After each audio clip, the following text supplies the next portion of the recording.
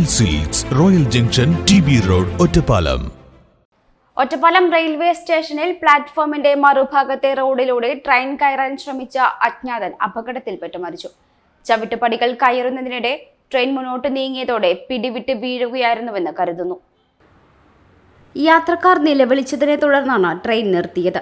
അതീവ ഗുരുതരമായി പരിക്കേറ്റ ഇയാൾ താലൂക്ക് ആശുപത്രിയിൽ എത്തിച്ചതിനു പിന്നാലെ മരിച്ചു. ഒറ്റപ്പാലത്തെത്തിയ എറണാകുളം ബറൗണി രപ്തിസാഗർ സൂപ്പർഫാസ്റ്റ് എക്സ്പ്രസിൽ കയറാൻ ശ്രമിക്കുന്നതിനിടെ ഉച്ചയ്ക്ക് 1:30 അപകടം. 60 വയസ്സ് തോന്നിക്കുന്നയാളാണ് മരിച്ചത്. ഇളം പച്ച ഷർട്ടും കാവിമുണ്ടുമാണ് വേഷം.